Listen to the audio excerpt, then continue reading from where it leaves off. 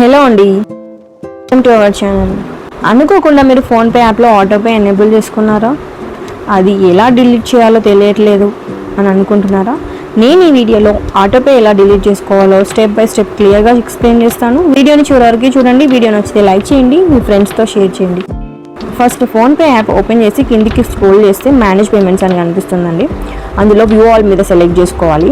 Select చేసుకోగానే మనకి autopay option కనిపిస్తుంది. Autopay మీద క్లిక్ చేయగానే మీకు ఏవైతే ఎనేబుల్లో ఉన్నాయో అక్కడ చూపిస్తుంది. ఆన్ గోయింగ్ అనే సెక్షన్లో చూపిస్తుంది అనమాట. అది క్లిక్ చేయగానే ఇంటర్ఫేస్ ఇలా వస్తుంది. మనకి ఏంటంటే క్లియర్గా చూపిస్తారనమాట ఎంత అమౌంట్ ఆటోపే సెటప్ అయి ఉంది, ఏ బ్యాంక్ నుంచి కట్ అవుతుంది, చూపిస్తారు, అన్నీ ఉంటాయన్నమాట. ఇక్కడ డిలీట్ ఆటోపే అని కింద ఉంది. ఇక్కడ పాస్ అనే ఆప్షన్ ఉంది, చూసారా? పాస్ అంటే ఏంటి అంటే మీరు ఎన్ని రోజుల వరకు ఆటోపే అనేది పాస్ చేసుకోవాలి అనుకుంటున్నారు అది కూడా మనం సెలెక్ట్ చేసుకోవచ్చు. అంటే లైక్ ఒక 1 month మీరు పాస్ చేయాలి అనుకుంటున్నారు ఆటోపేని, అప్పుడు అక్కడ పాస్ మీద క్లిక్ చేసి మనం చూస్ చేసుకుంటే 1 month ఆటోపే అనేది పాస్ అవుతుంది. అప్పుడు మన అకౌంట్ నుంచి ఏమీ కట్ అవ్వదు. ఇప్పుడు అది కూడా మీకు చూపిస్తాను. పాస్ మీద క్లిక్ చేయగానే ఇంటర్ఫేస్ ఇలా వస్తుంది.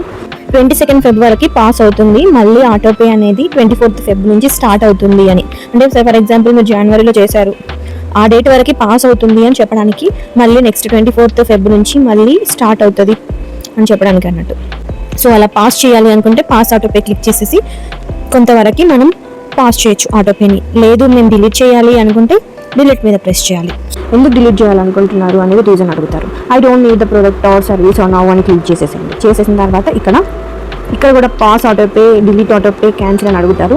మీరైతే డిలీట్ అని చూస్ చేసుకోండి. ఎందుకంటే మీరు పాస్ చేయాలి అనుకోండి, డిలీట్ చేయాలనుకుంటున్నారు కదా, డిలీట్ ఆటోపే మీద క్లిక్ చేయండి. కన్ఫర్మ్ అయిపోతుంది. వెంటనే వితిన్ కొన్ని సెకండ్స్లోనే ఆటోపే అనేది డిలీట్ అయిపోతుంది. ఈ విధంగా ఫోన్పేలో ఏదైనా ఆటోపే ఎనేబుల్లో ఉంటే దాన్ని డిసేబుల్ చేసుకోవచ్చు. బ్యాక్కి రాగానే ఈ ఇంటర్ఫేస్లో ఇలా ఉంది కదా, ఆర్చివ్డ్లో మీరు ఆటోపే డిలీట్ చేసినవి లిస్ట్ ఉంటుంది.